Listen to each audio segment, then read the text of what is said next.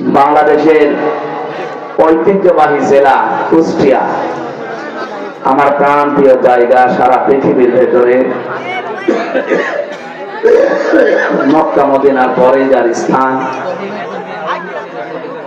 আমার নিজের জেলা কুষ্টিয়া এবি থানার অন্তর্গত পাটিকাবাড়ি হেফজখানা ও বহুমুখী মাদ্রাসার উদ্যোগে তৃতীয় বাৎসরিক 2 দিন ব্যাপী ঐতিহাসিক তাফসীরুল কোরআন মাহফিলের সমাপনী রজনীর স্বনামধন্য সভাপতি, এ জেলার কৃতি সন্তান, বিশিষ্ট সমাজসেবক, বিশিষ্ট শিক্ষা অনুরাগী, পর্তুগাল প্রবাসী শ্রদ্ধাভাজন ব্যক্তিত্ব জনাব আলহাজ মোহাম্মদ আব্দুল আলিম আতালাল্লাহু উমরাহু ওয়া বারাকাল্লাহু ফি হায়াতি, বলেন আমিন। এই মাহফিলের সার্বিক ব্যবস্থাপনায় যারা আছেন, বিশেষ করে অত্র মাদ্রাসার সম্মানিত সভাপতি আমার শ্রদ্ধাভাজন ব্যক্তিত্ব জনাব মোহাম্মদ সেলিম রেজা দামাত বারকাতুহুমুল আলিয়া, গতকাল এখানে যারা কথা বলেছিলেন মাওলানা খন্দকার মাহবুবুল হক কুমিল্লা, মুফতি মাওলানা নাসিম উদ্দিন কুষ্টিয়া, এখানে এসে মনে পড়ছে আমাদের অভিভাবক, কুষ্টিয়া জেলার কৃতি সন্তান, সারা বাংলার নন্দিত মুফাসসিরে কোরআন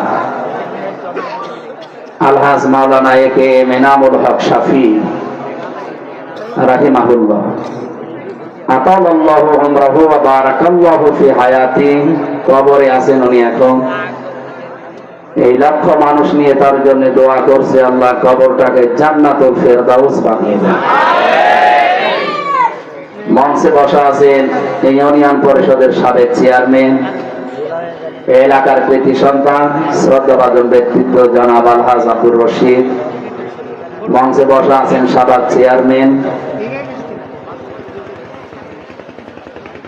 এখানে একজন উপস্থিত আছেন আমাদের সম্মানিত ব্যক্তিত্ব, বিশেষ করে অন্য ধর্মের মানুষ, উনি অ্যালবার্ট সজিদ বৌদ্ধ, আব্দুল কাদের স্যার সহ অন্যান্য সম্মানিত ব্যক্তিবর্গ। কত আলেম আছে আমি সবার নাম এখন নিতে পারছি না, সময় কম। আমাদের রাত 10টার ভেতরে ঘুমানোর কথা, এখন 10:05 বাজে।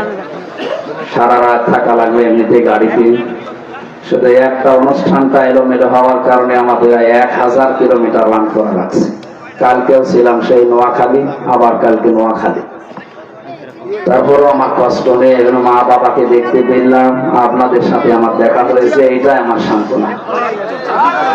মঞ্চে বসা বিশেষ করে আমাদের অত্র এলাকা যারা দিনের আলো ছড়াচ্ছে, জ্ঞানের আলো ছড়াচ্ছে, সম্মানিত ওলামা ইকরাম এবং শিক্ষক শিক্ষিকা মন্ডলী, এখানে যেহেতু হাই স্কুল আছে অবশ্যই এখানে অনেক শিক্ষক শিক্ষিকা আছে, মাদ্রাসা আছে, অনেক আলেম ওলামা আছে, হাফেজে কোরআন আছে।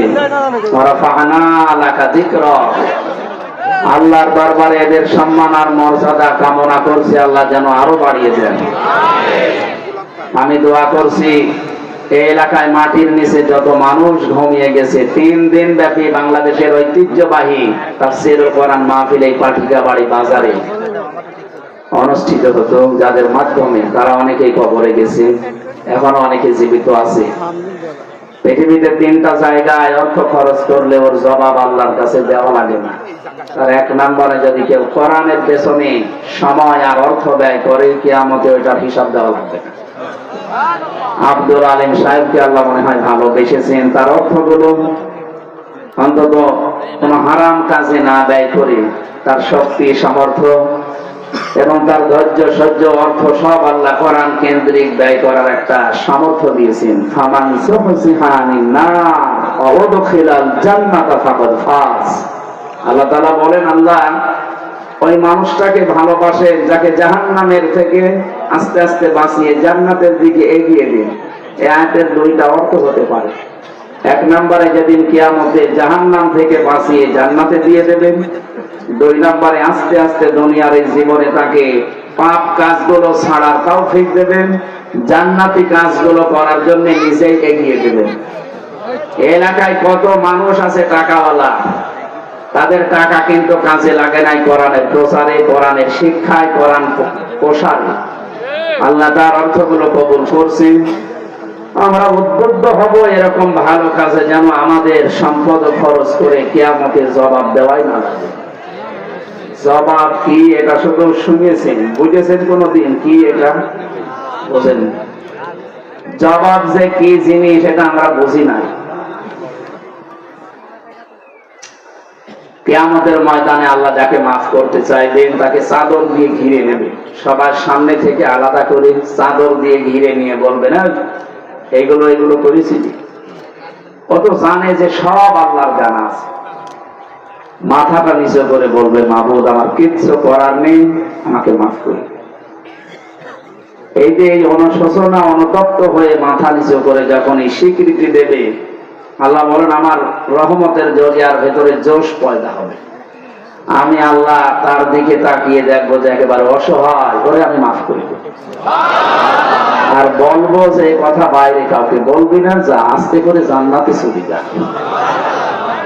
এরকম একটা ভাগ্য যেন আমাদের সবাইকে আল্লাহ কিয়ামতে অন্তত গোপনে দান করে। দ্বিতীয় নম্বরে যদি কেউ জিহাদের ময়দানে অর্থ খরচ করে, বাংলাদেশে এখন সবচাইতে বড় জিহাদ জ্ঞানের জিহাদ। আমরা জ্ঞান অর্জন করতে উদ্বুদ্ধ হব, এই কাজে যারা সাহায্য সহযোগিতা করবে, নিজে পারে না অন্য যারা করছে তাদের পেছনে খরচ করবে, এদের অর্থে জবাব দেওয়া লাগবে না। 3 নাম্বার, যারা পরিবারস্থ লোকদের জন্য অর্থ খরচ করে, এই জায়গায় অনেকে কৃপণতা করে থাকার পরে না, নিজের মা বাবা স্ত্রী সন্তান এদের জন্য যদি কেউ দুনিয়াতে সাধ্য মতো ব্যয় করে, কিয়ামতে ওই টাকার জবাব আল্লাহর কাছে দেওয়া লাগবে। সুতরাং সামনে যারা বসে আছেন পর্দার আড়ালে আমার সম্মানিতা আম্মা জান সহ যারা মহিলা প্যান্ডেলে আছে, মা এবং বোনেরা, প্রশাসনের ভাইরা দেখলাম দায়িত্বে আছে বিভিন্ন জায়গা, মাহফিলের বরণের সদস্যবৃন্দ, বিশেষ করে সাংবাদিক যারা এসেছেন, আমার মিলন ভাই সহ সানি ভাই সহ নামজান জামা যত সাংবাদিক আছে, ইউটিউবার ভাইরা সহ সবাইকে নিয়ে আল্লাহর দরবারে শুকরিয়া জানাচ্ছি যিনি আমাদেরকে মানুষ বানিয়েছেন। আলহামদুলিল্লাহ, শুকরিয়া জানাচ্ছি ভাইয়ের সাথে যারা বাইরের দেশ থেকে, বাংলাদেশের মানুষ কিন্তু প্রবাসে আছে, যে ভাইগুলো আসলেন আমি নাম জানি না অনেকে, তাদের পরিবারস্থ লোকদের এবং তাদের জীবনের জন্য দোয়া করছে আল্লাহ যেন সহি সালামতে রাখে। পৃথিবীতে আনন্দের বিষয় কোরআন, এটা আল্লাহর পক্ষ থেকে মানব জাতির জন্য একটা উপহার। যে এটা গ্রহণ করে সে ভাগ্যবান, যে এটা গ্রহণ করতে পারে না সে হতভাগা। আল্লাহ রাব্বুল আলামিন বলেন কুল বিফাদলিল্লাহি ওয়া বিরহমাতিহি ফাবিযালিকা ফালিয়াফরাহু হুয়া খায়রুম মিম্মা ইয়াজমাউন। হে নবী আপনি বলুন, তাম পৃথিবীর মানুষ যা গেইন করে, যা অ্যাচিভ করে, যা অর্জন করে, যা কিছু পেয়ে আনন্দে আছে, আমি আল্লাহ ঘোষণা দিলাম আমার কাছে কোরআনে কারীম শ্রেষ্ঠ সম্পদ। সুতরাং কোরআন যারা পেয়েছে তারা যেন আনন্দে করে। আজকের এই অনুষ্ঠানটা এত মানুষ এখানে আনন্দের বিষয় এজন্য কারণ এখানে কোরআন আছে। কোরআনে কারীম বাদ দিয়ে আমির হামজা না, ও বাবা না, ওর দাদা সহ কবর থেকে তুলে নিয়ে আসলে আপনি আসতেন? কথা বলেন। এখানে এসেছি শুধুমাত্র যার জন্য কোরআনে কারীমের মহব্বতে যদি সত্যি আপনি আসেন, বাড়ি থেকে যখনই বের হয়েছেন বাড়ি পর্যন্ত যাবেন, যতগুলো কদম ফেলেছেন প্রতিটি কদমই একটা করে গোনা মাফ হয়ে গেছে। শুধু গোনা মাফ হয়ে গিয়ে শেষ হয় না, ওই জায়গাটা আল্লাহ ফাঁকি রাখে না। আল্লাহ পাক বলেন ফাউলাইকা ইউবাদদিলুল্লাহু সাইয়্যাতিহিম হাসানাত। সূরা ফুরকান 71 নম্বর আয়াতে আছে, এখানে ফা দিয়ে উলাইকা দ্বারা জানিয়েছেন এই কুষ্টিয়া জেলার পাটিকা বাড়ির মানুষগুলো। এখন প্রশ্ন আসতে পারে কুষ্টিয়া পাটিকা বাড়ি এটা কোরআনে কোন জায়গায় আছে? এর উলাইকার ভেতরে আছে। এটা ইসমে ইশারা, যারা আরবি গ্রামার বোঝে জিজ্ঞাসা করবেন এর ভেতরে কুষ্টিয়া পাটিকা বাড়ি এই পাড়াটার নামও আছে। আল্লাহ যেন নিজে হাতের আঙ্গুল দিয়ে এভাবে দেখাচ্ছেন যে এই মানুষগুলো যারা কোরআন শুনতে বসে আছে এই মানুষগুলো যদি বাড়ি থেকে এই নিয়ত করে আসে যে আল্লাহ সত্যি আজকে আমি ভালো হয়ে যাব, সত্যি আজকে আমি যাচ্ছি বাড়ি থেকে আজকে ভালো হয়ে যাব, যা করেছি দুনিয়ায় আমি আর ওরকম চলবো না, আমি ভালো হয়ে যাব। ইল্লা মান তাবা ওয়া আমানা ওয়া আমিলা আমালান সালিহান। যে ব্যক্তি বাড়ি থেকে এই নিয়তে বের হয়ে এসেছে যে আজকে আমি সত্যি তওবা করে ভালো হয়ে যাব, ঈমান আনবো, আর ঈমান আনার পরে আমি অনুযায়ী ভালো ভালো কাজে এখন থেকে আঞ্জাম দেব, রব্বুল আলামিন বলেন ওর পেছনের অপরাধ শুধু মাফ করব না, যতগুলো গুনাহ মাফ হবে ওই পুরো জায়গাটা নেকি দিয়ে পরিবর্তন করে দেব। সুতরাং আজকে এখানে এসে অন্তত লস হয়নি, কথা বলে না কেন? হয়তো উনি ওই হাফেজদের মতো আমাদেরকে 5,000 10,000 টাকা দেবে না, কিন্তু এখানে আসার কারণে এক একটা গুনাহ না যত অপরাধ ছিল শুধু বান্দার হকটা বাদ দিয়ে সব মাফ হয়ে যাবে।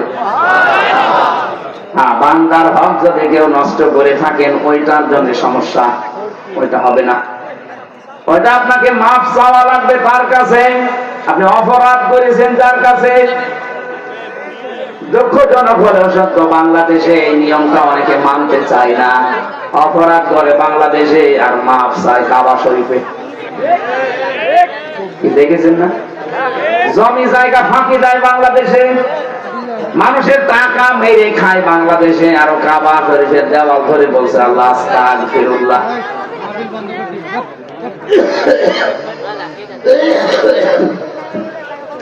এখান থেকে কাবার দূরত্ব প্রায় 6,500 কিলোমিটার। আপনি মাফ করেছেন মাত্র 1/2 কিলো দূরে, আর আপনি যাচ্ছেন 6,500 কিলোমিটার দূরে। আপনি কি পাগল? আজকে এই পাগলামি ভালো করা লাগবে, এই কথা বলেন না কেন? অপরাধ হবে যার কাছে, স্বীকার করবেন তার কাছে। এটা কেউ যদি না করে আন্দাজে অপরাধ এক জায়গায় মাফ চায় আর এক জায়গায়, কিয়ামত পর্যন্ত মাফ হবে না। আমি আপনাকে বাঁচাতে চাই। এতদিন পর্যন্ত যে মানুষগুলো আপনাকে ধোয়া মিথ্যা কথা বলে আশা দিয়ে রেখেছে যে কোনো ব্যাপার না, আস্তাগফিরুল্লাহ পড়লে হয়, ওটা আল্লাহর সাথে সম্পর্কিত যেটা, ওইটা। আপনি নামাজ পড়েননি, রোজা রাখেননি, সমর্থ থাকার পরও হজ করেননি, এটার জন্য মাফ চাবেন। ইচ্ছা করলে আল্লাহ মাফ করে দিতে পারে, দেবেই তা না, আবার সাজাও দিতে পারে। ইউআযযিবু মান ইয়াশাউ ওয়া ইয়াগফিরু লিমান ইয়াশাউ ওয়াল্লাহু আলা কুল্লি শাইইন কাদির। বলেন আল্লাহু আকবার। সুতরাং এখান থেকে কেউ যেন একেবারে বুক বেঁধে সেরকম হাঁ করে থাকবেন না যে যা করি মাফ পেয়ে যাব না। আল্লাহ কিন্তু ইচ্ছা করলে আজও দিতে পারে। কি পারে না? নাব্বে ইবাদি আন্নী আনাল গফুরুর রহিম ওয়া আন্না আযাবি হুয়াল আযাবুল আলীম। আল্লাহ রাব্বুল আলামিন বলেন, সংবাদ দেন আমার বান্দাদেরকে, আমি আল্লাহ ইচ্ছা করলে যেমন মাফ করতে পারি, আমার বান্দাদের উপরে আমি যেমন গফুর আর রহিম, আমি কিন্তু আযাব এবং আলীম। আমার দুইটা বিষয় সামনে আছে, এটাতে আশায় বুক বাঁধা এবং ভয়ে যথেষ্ট থাকা, দুইটার নামই কিন্তু ঈমান। এমন আশা করবেন না যে আশা করবে যে আল্লাহর হক নষ্ট করে ফেলছেন, বান্দার হক দেখা দেখি নেই। এখানে এই জায়গায় ব্যালেন্স করা লাগবে। তারপরও আল্লাহ যেহেতু বিশাল ক্ষমা নিয়ে বসে আছে, ইন্না রাব্বাকা ওয়াসিউল মাগফিরা, তিনি যে বিশাল ক্ষমা নিয়ে বসে আছে, আশা করা যায় তার সাথে সম্পর্কিত কোনো মাপ পাওয়া যাবে। কিন্তু হকল ইবাদ যেটা, বান্দার সাথে যেটা সম্পর্কিত, আল্লাহর কসম এটা আল্লাহ দায়িত্ব নেয়নি, উনি ছেড়ে দিয়েছে। এটা আমি আমার নিজেরটা বলছি। 3টা বছর যাদের কারণে আমি ফাঁসির ওই কন্ডেম সেলের ভেতরে ছিলাম, আয়না ঘরে পর্যন্ত ছিলাম আমি 10 দিন। বলেন তো এইটার কারণে যারা জেনে বুঝে জেনে শুনে আমার জীবনটা এভাবে নষ্ট করে দিল, ওরা যখন আস্তাগফিরুল্লাহ পড়ে আল্লাহ মাফ করবে? কারণ ওরা তো দোষ আল্লাহর কাছে করেনি, দোষ করেছে হামজার কাছে। হামজার কাছে এসে বলা লাগবে, আমার সাথে যারা সম্পর্কিত, আমার মা বাবা, আমার স্ত্রী, আমার ওই দুইটা সন্তান, এদের কাছেও বলা লাগবে। কারণ আমি একা কষ্ট পাইনি, তারাও কষ্ট পেয়েছে। এদের সাথে যদি আমার এই পাটিকাবাড়ি ইউনিয়ন, আমার এই কুষ্টিয়া জেলা, আমার এই দেশ বাংলাদেশ, পৃথিবীর মানচিত্রে 257টা রাষ্ট্র আছে, 57টা মুসলিম রাষ্ট্র, 210 কোটির উপরে মুসলমান এখন তামাম দুনিয়ায়। বাংলা ভাষাভাষী যারা আছে, এমনকি অন্য ভাষায় অনেকে আমার বক্তব্য শুনে আমি দেখেছি, যারা কষ্ট পেয়েছে তাদের কাছে গিয়ে ক্ষমা চাওয়া লাগবে। বিষয়টা অনেক দূর চলে যাচ্ছে না? যারা যারা এই কাজ করেছিলেন অত দূর যাওয়া লাগবে আপনাকে। এখন ওই লোকটা যদি কানাডায় থাকে, সেখানে যাওয়া লাগবে। এটা সবচাইতে ভয়ঙ্কর বিষয় এইটা। অপরাধ যদি আল্লাহর কাছে হয়তো মাফ পাবেন, কিন্তু সম্পর্কিত যদি হয় হামজার সাথে, বান্দার সাথে, ওইটা আর কোনো ক্ষমা নেই, যতক্ষণ হামজা মন থেকে মাফ না করবে। আর এইটাই আমাদের সমস্যা এই দেশে। কোথায় পৌঁছিয়েছিলাম যে আয়াত পড়েছি, কিন্তু 5টা বিষয় সামনে নিয়ে এসে কথা বলবো আমি ইনশাআল্লাহ। আগস্টের 5 তারিখের 8-9 দিন আগে আমার একটা অনুষ্ঠান ছিল বগুড়া। একই আমার স্টেজ থেকে নামার পরে এমন তারা দিয়েছে, প্রায় 1-2 কিলোমিটার ধানের জমি দিয়ে দৌড়ানো, পা আমাকে ঢুকিয়েছিল ওই দিন। এরপরে তো দেশের পট পরিবর্তন হয়ে ওরে ওএসডি করে দিয়েছে, পরে বিভাগীয় মামলা হয়েছে। একদিন আমি রংপুর থেকে সিরাজগঞ্জ গোল চত্বরে বসে আছি, চা খাচ্ছি, রাত 2টার দিকে। হঠাৎ দেখে উনি কোন জায়গা থেকে কার মাধ্যমে খবর পেয়ে চলে এসেছে, সে কক্সবাজার থেকে এসে আমার বলছে, হুজুর আসসালামু আলাইকুম, আমারে মাফ করে দিয়ে। কে আপনি? আমি সেই বসি আজাদ। আরে ভাই, আপনারে খুশি, এদিকে আসেন। আমি তো আপনাকে চাই, আমি মনে মনে খুঁজে বেড়াচ্ছি, কোথায় ছিলেন এতদিন? আমার সব চলে গেছে। কেন এসেছেন? মাফ চাওয়ার জন্য। আপনি একবার চট্টগ্রামে এক মাহফিলে আমার নাম ধরে বরদোয়া দিয়েছেন, ওর পরে অনেক জনগণ আমার খুঁজে বেড়াচ্ছে। আপনি আমার মাফ করে দেন, আর মাহফিলে বলবেন যে আমি ওই লোকটাকে মাফ করে দিয়েছি। ঠিক আছে। আমি যে তারা খাওয়ার পরে আমার ড্রাইভার আর আমার গাড়িটা আপনি থানায় নিয়ে গেলেন। মাওলানা আব্দুল বারী ছিল বগুড়ার, জোর করে বিভাগে কায়দা করে 1,13,000 টাকা নিয়েছিলেন, অথচ কোনো দোষ ছিল না আমার। আপনাকে আমি মাফ করে দিলাম, যান টাকা ফেরত দেন। টাকা নেই, নেই মানে 7 দিন সময় দিলাম মাত্র। আমি যেখানে বাংলাদেশে থাকবো ওই জায়গায় এসে টাকা দিয়ে যাবেন, তারপরে বলবেন যে মাফ করে দেন। এর আগে আপনি যতই বলেন মাফ হবে না, আগে টাকা চাই। 7 দিন পরে 1 লাখ টাকা ফেরত দিয়েছে, আর 13,000 মিষ্টি খেয়েছে। পুলিশের কাছে যে টাকা ফেরত পাওয়া যায়, মনে হয় বাংলাদেশের ইতিহাসে প্রথম। কুষ্টিয়াবাসী বলেন তো, এই লোকটা যে আস্তাগফিরুল্লাহ পড়ছে, ওর আস্তাগফিরুল্লাহ মাথার উপরে উঠবে? কারণ তো আল্লাহর কাছে দোষ করেনি, দোষ করেছে আমার কাছে। বিনা কারণে আমার সাথে যে অপরাধ আপনি করেছেন, ওইটা শোধ তুলতে হলে আমাকে আগে বলা লাগবে যে এই এই হয়েছিল। অনেকে বলে চাপে থাকি তাই না। কোন হুকুম তামিল করতে যে যদি আপনি অপরাধ করেন, অবশ্যই অপরাধের হুকুমদাতা হিসাবে আপনার উপরে ওই লোকটার দোষ, কিন্তু কাজটা করলে যে গুনাহ হবে ওইটা আপনার দোষ। এদেশে আমরা অনেকে কোরআনে কারীম বিজয় না থাকার কারণে হালালকে হালাল, হারামকে হারাম জানার পরও ছাড়তে পারি না। ঘুষ খাওয়া যে হারাম, এটা অনেকে জানার পরও ছাড়তে পারছি না, কারণ উপরের অর্ডার। ঘুষ আপনি নিজে একা খেয়ে নেবেন না, উপরে কয়েক জায়গায় আল্লাহর ওলিদের দেওয়া লাগে। এরকম সিস্টেম দেশে ছিল না, এখন নেই। এটা থাকবে কতদিন? বিশ্বনবী জানিয়েছেন, মান করাল কোরআনা, যে ব্যক্তি কোরআন পড়ে, ফাস্তাযহারাহু, আর কোরআনকে বিজয়ী করার জন্য চেষ্টা চালায়, কোরআন পড়া লাগবে, কোরআনকে বিজয়ী করার জন্য চেষ্টা করতে হবে, এটা দায়িত্ব আপনার। কি পাবেন জানেন? ফাহাল্লা হালালাহু ওয়া হারামা হারামাহু, হালালকে হালাল আর হারামকে হারাম জেনে আপনি ছেড়ে দিতে পারবেন। 54 বছর কোরআনে কারিমে দেশে বিজয় নেই, এই কারণে কোরআন থাকার পরও আমরা অনেকেই হালালকে হালাল জানার পরও ধরতে পারি না, হারামকে হারাম জানার পরও ছেড়ে দিতে পারি না। এটা যদি থাকতো এই দেশে আপনি বাধ্য হতেন মেনে নিতে। এতটুকু নবীজি শেষ করেন নিয়া দখলাহুল্লাহুল জান্নাহ, আপনাকে এমন জান্নাতে আল্লাহ পৌঁছিয়ে দিয়েছে না দেবে? এটা আলেমের কারখানা। আদখলা ইদখুল, এটা মাঝি, অতীতের শব্দ পাস্ট। আগে বর্ণিত এই শব্দগুলো যদি সত্যি কেউ মানতে পারেন, কোরআন পড়বেন, 4টা হক আদায় করে শুদ্ধ করে বুঝতে হবে, নিজে আমল করতে হবে, আর এটা মানুষ যেন মানতে পারে সেই পরিবেশ তৈরি করে দিতে হবে। একামতের দিন এই দেশে যারা কায়েম করতে চায় তাদের সবার উদ্দেশ্য এইটাই যে আমি নিজে কোরআন পড়বো, নিজে বুঝবো, নিজে মানবো না। আমি চাই যে আমার মতো সবাই যেন কোরআনের আইন মেনে চলে সবাই জান্নাতি হয়। কথা বলছো? এর বাইরে যদি কারো উদ্দেশ্য থাকে তাহলে তার কোরআন পড়া হয়নি। যত সুন্দর করে আমি যে তেলাওয়াত করলাম, এর 4টা হক মাস্ট বি আদায় করাই লাগবে।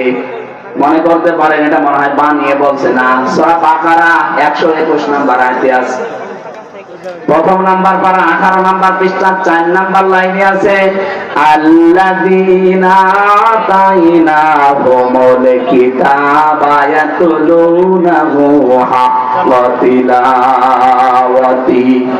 এই যে হাক্কা তিলাওয়াতি এই শব্দের ব্যাখ্যায় আছে তাফসীরে ফি জিলালিল কোরআনে। কোন মানুষ যদি কিতাব পড়তে চায়, মানে কোরআন পড়তে চায়, হক আদায় করে, শর্ত কয়টা? আরো জোরে। এই মাদ্রাসাটা বানিয়েছে যারা, আপনি জিজ্ঞাসা করেন, তারা পড়তে চায় শুদ্ধ করে। এলাকায় বহু মানুষ কোরআন পড়ে, মনে হয় নতুন জিবরাইল নাযিল করছে না, ওইভাবে পড়লে আপনার গুনাহ হবে। এই জন্যই তো হাফেজ এখানে রাখা, কারি রাখা, কারি মশিউরের মতো এত বড় হুজুর রেখে দিস নাকি? কোন জায়গায় উনি? মাজিদা। এখানে কার সাহেব কে? এখানে যিনি আছেন অবশ্যই শুদ্ধ করে পড়ান বা পড়েন। 2 নম্বরে শুধু পড়লেই হবে না, বোঝা লাগবে। আপনি বসে বসে ঘরের বারান্দায় তেলাওয়াত করছেন, আর আই তাল্লাযী ইউকাযযিবু বিদ্দীন ফাযালিকাল্লাযী ইয়াদউল ইয়াতীম ওয়া লা ইয়াহুব্বু আলা তাআমিল মিসকিন। ফজরের নামাজ পড়ে এসে ঘরের বারান্দায় বসে আপনি মধুর সুরে তেলাওয়াত করছেন আয়াতগুলো। বাংলা অর্থ কি? হে নবী, আপনি কি ওই লোককে দেখেছেন যে কিয়ামত বিশ্বাস করে না? নবীজি বলে, কই, আমার পাশে যারা আছে সবই তো মনে হয় কিয়ামতে বিশ্বাসী। আল্লাহ পাক বলেন, না। আর আইতা হরফে ইস্তেফহাম, প্রশ্নবোধক চিহ্ন, এটা ইন্টারোগেটিভ সেন্টেন্স। আল্লাহ যেন আমাদেরকে প্রশ্ন দিয়ে জানাচ্ছেন, আপনার সামনেই যারা নামাজে আছে, আপনার সাথে যারা রোজা রাখে, ইফতারি করে, দাড়ি রেখেছে আপনার মতো, কিন্তু কিয়ামত হবে এটা বিশ্বাস তারা করে না। কারা তারা জানেন? যারা এতিমের গলায় ধাক্কা দেয়, যারা মিসকিনদেরকে খাবার দেয় না, অসহায় যারা, তাদেরকে খাবার দিতে উৎসাহ দেয় না মানুষকে। এ মানুষগুলোর দাড়ি যত লম্বা হোক, জব্বা যত বড় হোক, এই যদি 14-12 হজ করে আসে আল্লাহর ঘর থেকে, এই মানুষটা কিয়ামত বিশ্বাস করে না। আপনি লক্ষ্য করেছেন কি বলছে আল্লাহ? এগুলো আপনি আরবিতে পড়ছেন। হঠাৎ করে এক ভিক্ষুক এসে বলছে, আমি আজ 3 দিনের অসহায় মানুষ, সারাদিন খাবার খাইনি, দয়া করে সমর্থ থাকলে আমার দেন। আপনি যদি এখন বলে, বেটা বিয়াদব, আমি কোরআন শরীফ পড়ছি, আমার ডিস্টার্ব করলি, আপনি পড়ছেন কি? আপনি বলছেন ওয়ালা ইয়াহুদ্দু আলা তাআমিল মিসকিন, মিসকিনদের খাবার দেন। আপনি এখন ওকে গরম দিয়ে উল্টা পাল্টা গালি গালাজ করে বাড়ি থেকে দাঁড়িয়ে দেন, আপনার কোরআন পড়া হয়েছে। কথা বলেন না কেন? এই জন্য আপনাকে বুঝতে হবে, বোঝার পরে ওইটা আবার বাস্তব প্র্যাকটিক্যাল লাইফে মিলাতে হবে যে আমি মানলাম। শুধু মেনে আমি জান্নাত যাব না, এটা যেন আমার মানুষ মানতে পারে, ওটা আমার চেষ্টা করা লাগবে ওই পরিবেশ কায়েম করার জন্য। আর ওইটার নামই রাজনীতি। ওটা যদি কেউ দুনিয়ার কাজ মনে করেন, আপনার খবর আছে। কেউ যদি কোরআনে কারিম সবাই মানবে এই নিয়তে কাজ করে, আর একটা মানুষ তাকে বলে রাজনীতি করে কোরআনের নামে, আপনার ঈমান চলে গেছে। কোন হুজুর নিয়ে আসবেন, নিয়ে আসেন এখানে দেখি। সূরা হুদ ৯৮ নম্বর আয়াত, ১২ নম্বর পারা, ১২ নম্বর পৃষ্ঠার প্রথম নাম্বার লাইনে আছে। যত তাফসীর আছে বাংলাদেশে সব মুফাসসির আয়াতের ব্যাপারে একই কথা লিখেছেন। আমি বাংলাটা বলছি। আল্লাহ রাব্বুল আলামিন বলেন, ইয়াকদুমু কওমাহু ইয়াউমাল কিয়ামাতি ফাওরাদাহুমুন নার ওয়া বিইসাল বিরদুল মাওরুদ। যদিও ফেরাউন সম্পর্কে আয়াতটা নাযিল হয়েছে, আমি আয়াতের সামারাইজ যেটা বাংলা, যেটা একেবারে অল্প কথায় সেইটা বলছি। এর বাংলা অর্থ হচ্ছে, কিয়ামতের দিন কোন নেতা যদি জাহান্নামে যায়, ওই নেতার যত অনুসারী ছিল, কর্মী ছিল, সবাই তার সাথে জাহান্নামে যাবে। এটা রাজনীতি হয় কোন কারণে? আমি নিজে মানতে চাই না, আমি নিজে তো মানবো, আমি মানুষকে মানাবো, এই পরিবেশ কায়েম করতে চাই। কারণ আমি হক আদায় করে কোরআন পড়তে চাই, আমি এমনি এমনি কোরআন পড়তে চাই না। যখনই হক আদায় করে পড়বেন, শর্ত কয়টা? আরো জোরে বলেন, আরেকবার বলেন। যারা কোরআন পড়েন তারা বলেন তো, আপনার কি আসলে কোরআন পড়া হচ্ছে? এক নাম্বার, আপনাকে শুদ্ধ করে পড়তে হবে। এখানে যত মানুষ বসে আছে শুধু মাদ্রাসায় তেলাওয়াতের ওই যে ১২-১৩টা নিয়ম আছে, ওইটা বাদ দিয়ে যারা পড়েন, আমার বাবাকেও জিজ্ঞাসা করলে আমার মনে হয় ওইভাবে পড়তে পারবে না। অথচ আমার মেয়েকে জিজ্ঞাসা করেন, আমার ফারিহা জান্নাত মাত্র ৫ বছর বয়স, ওরে আজকেও আমি সূরা কাউসার শুনেছি। ও যেভাবে গ্রামার দিয়ে তেলাওয়াত করছে সূরা কাউসার, আমার বাবার বাবাও পারবে না, পারবে না। আমি জিজ্ঞাসা করলাম যে ইন্না এখানে গণনা করো কেন? ৫ বছর বয়স ফারিহা, আর আমাদের বলছে আব্বু এখানে গণনা করা ওয়াজিব। আমার মনে হয় আব্দুল আলিম সাহেব ওই পর্যায়ের নেই, কারণ ওইভাবে হয়তো তেলাওয়াত শেখেনি, সামনে শিখবে ইনশাআল্লাহ। আমার বাবা ফারিহার দাদা, ওনারে যদি বলি ইন্না এখানে গণনা হচ্ছে কেন, হার্ট ফেল করবে, না। এখানে শুদ্ধ করে তেলাওয়াত শেখার জন্য আমার মনে হয় প্রতিষ্ঠা করেছে এই মাদ্রাসাটা। প্রতি গ্রামে যদি একটা প্রাইমারি স্কুল থাকতে পারে, প্রতি গ্রামে কেন কোরআন শিক্ষা করার জন্য একটা নুরানি হাফেজিয়া মাদ্রাসা থাকবে না? আমি তো জানি এখানে টাকা খরচ করলে কোনো জবাব দেওয়া লাগে না। এই উদ্দেশ্য নিয়ে গাবিরা ভেটা একটা তৈরি করেছিলাম, যে অন্তত বাইরের লোক না হোক, গ্রামের লোকেরা যারা একেবারে বাচ্চা থেকে শুরু করে বাবার বয়স, এরা ২-৩টা ব্যাচ করে পড়বে। একটা হাফেজ রেখেছিলাম নিজে খরচ করে, তো জেলে যাওয়ার পরে আল্লাহ ওরা বন্ধ করে দিয়েছে। আমি আবার চালু করবো ইনশাআল্লাহ। কারণ আমি যেখানে আছি বাংলাদেশে ১০ জন ধনী থাকলে তারা একজন। হাফিজ গ্রুপের নাম শোনেননি? আমি তাদের খতিব। ওনারা যে সমস্ত কথা আমাকে জানিয়েছিল, যে ১০ বিঘা জমি দেখেন কুষ্টিয়া শহরের উপরে, যত খরচ লাগে আপনার পরিবারের সব আমরা চালাবো, শুধু মাদ্রাসাটা ঢাকাতে একটা, যশোরে একটা, কুষ্টিয়ায় একটা, আপনার নাম দিয়ে নামটা ব্যবহার করে চালাবেন, যা লাগে আমরা আকিস গ্রুপ থেকে চালাবো। কিন্তু কপালে আসলে ছিল না, এই যে ধরা পড়ে গেলাম, সব বাতিল হয়ে আছে, এখনো বাতিল হয়নি, স্থগিত হয়ে আছে, আবার সামনে চালু হবে ইনশাআল্লাহ।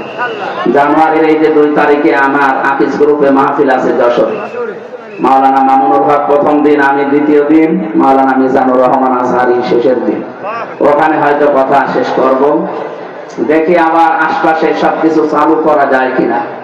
আমি যেই দিন পড়েছি কোরআনের এই আয়াত, নবীর এই হাদিস, যে কোরআন কেন্দ্রিক কিছু করলে ওইটা জবাব দেওয়া লাগে না, সেই দিন আমি আরো বেশি সাহস পেয়ে গেছি। এই উদ্দেশ্যে যেখানে কোরআন কেন্দ্রিক কিছু হয়, শুধু মাদ্রাসা বলি না, কোন স্কুলেও যদি এরকম হয়, এটা আব্দুল কাদের না কে জানো, ওই ভাইকে আমি কয়েকদিন আগে ৪-৫ মিনিটের একটা বক্তব্য শুনেছিলাম।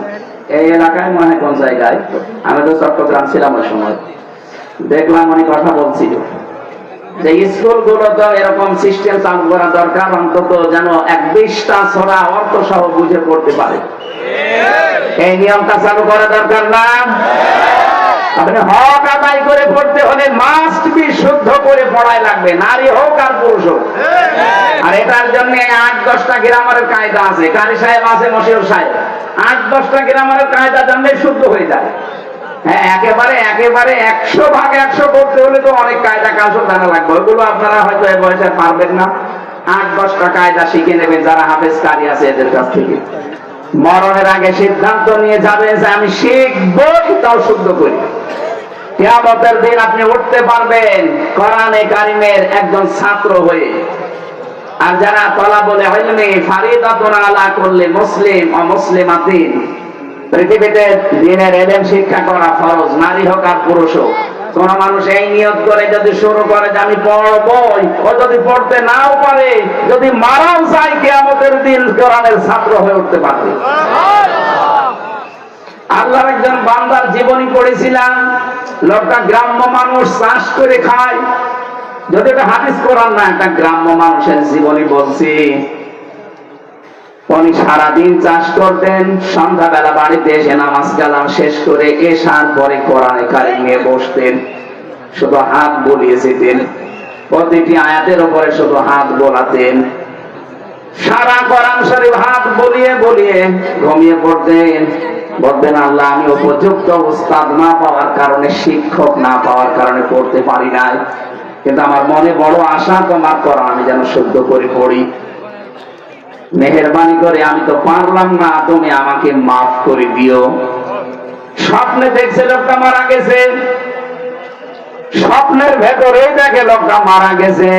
আল্লাহ রাব্বুল আলামিন কোরআনে কারিমের এই খেদমতটুকুর কারণে, এই যে আশা ভরসা তার ছিল, এই কারণে আল্লাহ তার জীবনের অন্য কাজগুলো আর দেখে নাই, কোরআনের ইজ্জতে মাফ করে দিয়েছে। আপনি আজকে থেকে একটা কিছু চান তৈরি হতে, যে আমি এইটা নিয়ে আজকে সামনে এগিয়ে যাবো, যেভাবে হোক আল্লাহর কালাম আমি পড়বই। তার যেমন তেমন আনা কোন জানা কোন না, বুঝে বুঝে যেভাবে পড়তে হয় হক আদায় করে। কেউ যদি 4টা শর্ত মেনে কোরআন পড়ে আর কোরআনকে ইজহার করার জন্য, বিজয় করার জন্য জান প্রাণ দিয়ে যদি চেষ্টা চালায়, আল্লাহর কসম এই দেশে কোরআন ইজহার হয়ে গেলে আপনি হালালকে হালাল, হারামকে হারাম ছেড়ে তখন মানতে পারবেন। তখন আপনার ঘুষ খাওয়া লাগবে না। তখন এই যে টাকা ছেড়ে রাখে অনেকে, 1000 টাকা ছেড়ে রাখে, মাসে মাসে 1200 টাকা করে পায় না। এলাকায় কোনো আরম্ভ হয়, এটা কিন্তু মায়ের সাথে জেনা করার গুনাহ হচ্ছে। আপনি হাসির ছলে নিয়ে না যাই বলেন, এটা বন্ধ করা লাগবে। আমরা সারা দেশে দাওয়াত নিয়ে যাই কোরআনের, এখন যদি মানুষ জেনে ফেলে যে ভাই পাটিকা বাড়ি ইউনিয়নে এই কাজ চলছে, আমার বাইরে মুখ থাকবে। অন্তত যারা এই কাজে আছেন এই মুহূর্তে না খেয়ে দরকার হয় মরে যাবেন, আমি এসে খবর দিয়ে যাবো। কিন্তু এই সুদের সাথে জড়িত হয়ে মায়ের সাথে জেনার গুনাহ নিয়ে কিয়ামতে আপনি উঠতে পারবেন না। এটা বন্ধ করা যায় কিনা বলেন তো? যারা যারা এভাবে টাকা ছেড়ে রেখেছেন, আজকেই তওবা করে নিজের আসল টাকা বাদ দিয়ে ওই লাভ ছেড়ে দেবেন। কারা কারা ছেড়ে দেবেন? হাত তোলেন। আরে বাবা, 2 হাত তুলছো তুমি, কত টাকা ছেড়ে রেখেছো? খলিশাকন্ডি মুক্তি নামে একটা বাচ্চা হারিয়ে গেছে। মেয়েটার মা কাঁদতেছে গেটে, আপনি যদি পান খোঁজ খবর মায়ের কাছে অথবা স্টেজে দিয়ে যান, মাকে খবর দেন, যদি পাওয়া যায় এখান থেকে নিয়ে যাবেন। দেখেন, জিজ্ঞাসা করেন আশপাশে, মুক্তি নামে ছোট্ট একটা বাচ্চা হারিয়ে গেছে। কি রকম দায়িত্ব নিয়ে আসে এরা? দরকার নিজেরা হারিয়ে যাবে, তো বাচ্চা হারাবে না, আসলে দায়িত্ব পালন করেনি। আমার ভাইরা একটু খেয়াল করেন তো, আজ আমরা হালালকে হালাল জেনে জানার পরও মানতে পারি না। বাংলাদেশে এরকম পরিবেশ আছে না নেই?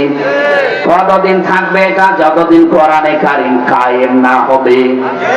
আরো জোরে বলেন। এইটাকে কেউ যদি রাজনীতির কথা বলে উল্টিয়ে দেন, আপনি না বুঝে আপনি আন্দাজে ধারণা করছেন। আপনার চাইতে কোরআনে কারিমের উপরে দখল আমার অনেক বেশি আছে। আপনি যতই পড়েছেন তার চাইতে আমার পড়া আরো বেশি আছে। 3টা বছর আমার কাছে কোরআন ছাড়া তো আর কিছু ছিল না। 24 ঘন্টা আমি তালা লাগানো থাকতাম এই ফাঁসির কন্ডেম সেলের ভেতরে। যত কোরআন পড়েছি, যত ওখানে আলেমদের সাথে বুঝেছি, আপনি বাইরে এসে 30 বছর মতো পারবেন না। কারণ 24 ঘন্টায় আমার শুধু ওইটার উপরে তাল ছিল। চেষ্টা করতাম সময়গুলো কাজে লাগায়, বাইরে তো কোনো খোঁজ খবর নেই। আর খুব কড়াকড়ি করতো ভেতরে। এই জন্য জানতাম যে ও আল্লাহর ওলি না মরা পর্যন্ত মনে হয় আমার হবে না। মামলা তো আর তো কোর্টে তোলেনি কম, সিএমএম কোর্টে, জজ কোর্টে, হাত কোর্টে বহুবার তুলেছে, শুধু লাল দাগ মারা ছিল এই জন্য দেয়নি। অথচ এই 5 তারিখের পরে আমার মামলা তুলতে দেরি, একেবারে খালাস দিয়ে দিয়েছে। আমি জিজ্ঞাসা করতে গেলাম যে মাননীয় আদালতে মামলা তো 3 বছর আপনার কাছে ছিল, তখন তো কিছু বললেন না। এই কথাই বলতো যে হুজুর আমার হাত বাঁধা ছিল। কি ছিল? বলেন বলেন। এখন আমার হাত খোলা আছে, আমি ন্যায় বিচার করতে পারছি। আপনি দোয়া করেন এই দেশে যেন আর কারো হাত এভাবে বাঁধা না থাকে। আমি ওরা খাস কামরার ভেতরে গিয়ে এই গল্পগুলো করেছিলাম, বলেছিলাম স্যার এদেশে আপনার হাত না, 1628টা চেয়ারের হাত বাঁধা ছিল, শুধু একটা হাত খোলা ছিল। তাও অদৃশ্য ভাবে সেইটাও দাদাদের দ্বারা বাধা ছিল। এক কথা বলছেন, এখনো পর্যন্ত যে অকারেন্স গুলো ঘটছে দাদাদের ইশারায় ঘটতেছে। আপনি কি মনে করেন বঙ্গভবনে এই যে সচিবালয়ে আগুন লেগেছে এমনি ফেরেশতা লাগিয়েছে? তাবলীগের 2 গ্রুপের ভেতরে মারামারি করে 4 জনকে জবাই করেছে, ফেরেশতারা জবাই করেছে? অবশ্যই কোন ইন্ধন কাজ করছে। পালিয়ে যাওয়ার পরে এখনো পর্যন্ত আপনার লজ্জা হয়নি? এখনো পর্যন্ত আপনি মেতে আছেন? এর কারণ আছে। কোন মানুষের পাপ যখন পরিপূর্ণ হয়ে যায় ও তখন হেদায়েত পাওয়ার অযোগ্য হয়ে যায়। ইন্নামা নুমলি লাহুম লিয়াজদাদু ইসমা ওয়া লাহুম আযাবুম মুহিন। মানুষের পাপের বোঝা যখন একেবারে টইটম্বুর হয়ে যায়, পরিপূর্ণ, ওকে আল্লাহ তখন অপমানজনক শাস্তি দেন। সব কিন্তু আল্লাহ ধরিয়ে দেবে। আল্লাহ যে ধরিয়ে দেবে এটাকে আমি বানিয়ে বলছি। সূরা নাম 7 নাম্বার পারা 12 নাম্বার পৃষ্ঠা 2 নাম্বার লাইনে 44 নাম্বার আয়াতের মাঝের অংশে আল্লাহ এটা জানিয়েছেন, হাত্তা ইযা ফারিহু বিমা উতু আখাযনাহুম বাগতাতান ফাইযাহুম মুবলিসুন। বলেন আল্লাহু আকবার। আল্লাহ পাক বলেন এই মানুষগুলো যখন আমার দানকৃত নিয়ামত পেয়ে এরা যখন আনন্দে আত্মহারা হয়েছিল, আমি আল্লাহ তখন তাদেরকে নিজে ধরেছি। এখানে কর্তা বা ফাইল সরাসরি আল্লাহ। কে?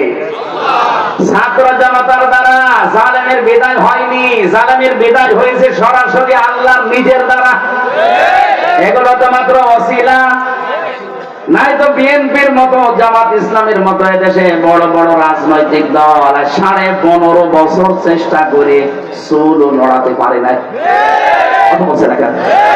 অথচ খালি হাতে, কিচ্ছু নেই হাতে, খালি হাতে ছাত্র ছাত্রী ও ছাতা নিজেই চলতে পারে না। আমার তো মনে হচ্ছিল আগস্টের 5 তারিখের সকাল থেকে আল্লাহ ফেরেশতা পাঠিয়েছে। মাত্র কয়েক ঘন্টার ব্যবধানে এত মানুষ আসবে কোথা থেকে? কাবা শরীফকে রক্ষা করার জন্য আল্লাহ যেমন পাঠিয়েছিলেন আবাবিল, আমাদের পাশের এই রাষ্ট্র এরা যা আরম্ভ করেছে, আজকেও একটা মসজিদ ভেঙেছে। পৃথিবীর দিকে তাকালে আমরা দেখি তারা মাটির নিচে কেউ তেল পায়, কেউ গ্যাস পায়, কেউ সোনা পায়, কেউ লোহা পায়, আর শয়তানরা খালি নাকি মন্দির পায়। 850 বছরে এই এলাকাটা মুসলমানেরা শাসন করেছে। আমাদের ধর্মে বাড়াবাড়ি নেই, জোর জবরদস্তি নেই, এই জন্য আমরা কিছু বলি না। কথা বলে না কেন? আমাদের ধর্মে যদি সত্যিই বাড়াবাড়ি থাকতো, এখানে একজন খ্রিস্টান বসে আছে পেছনে, আমাদের ধর্মে যদি সত্যিই বাড়াবাড়ি থাকতো, 850 বছরে বিশাল এলাকা মুসলমানেরা শাসন করেছে, একটা হিন্দু একটা খ্রিস্টান থাকার কথা না, পিটিয়ে মুসলমান বানিয়ে ফেলতাম। কিন্তু আমাদের ধর্মে এটা নেই। কথা বলেন না কেন? আপনারা কি ধর্ম পালন করেন যে অন্য ধর্মের উপরে খালি আঘাত করেন? কতগুলো মসজিদ ভাঙলেন এই কয়েক মাসে? সতর্ক করছে এই কারণে আপনার পূর্বপুরুষেরা আব্রাহা আল্লাহর ঘর ধ্বংস করতে এসে কাজটি মাকুল হয়ে গেছে। কাজটি মাকুল হয়ে যায়নি? আপনারা হবেন, টুকরা টুকরা হয়ে যাবেন শুধু আল্লাহর ঘর মসজিদের ইট খোলার কারণে। গরু খাওয়ার কারণে মুসলমান তারা জবাই করে। আপনি একজন খ্রিস্টান বসে আছেন, দেখেন ডোনাল্ড ট্রাম্প পর্যন্ত আজ রেগে গেছেন, কারণ খ্রিস্টান 2টা মেয়েকে, যুবতী মেয়েকে ইন্ডিয়ার বুকে উগ্রপন্থী হিন্দুরা উলঙ্গ করে রাস্তায় হাঁটিয়েছে। ডোনাল্ড ট্রাম্প সাহেব সাথে মাতাল হলো, তাহলে ঠিক আছে, ঘোষণা দিয়েছে 4-5 দিন আগে যে আমার মেয়েকে আমার মাকে যারা উলঙ্গ করে রাস্তায় হাঁটাতে পারে আমি তাদেরকে ছাড়বো না। এই জন্য 16 লাখ ভারতীয় আছে আমেরিকায়, 16 লাখের ফেরত পাঠাবো। জানুয়ারির 20 তারিখে শপথটা নিতে দেন। আমার মনে হয় মোদি দাদার ধুতি খুলে যাবে, এমনি খুঁজে গেছে অলরেডি। আমরা শুধু একটু ব্যবসা বন্ধ করে দিয়েছি, ওদের পেঁয়াজ ওদের আলু সব পচা আরম্ভ করেছে। আমাদেরকে ভয় দেখায় যে তাদের না খাওয়িয়ে মারবো। আরে ভাই, আমরা তো বছরে 1 মাস না খেয়ে থাকা আমাদের উপরে ফরজ। খাবারের ভয় আমাদের দেখার আপনি পারবেন? খাবারের ভয় তো আপনাদের।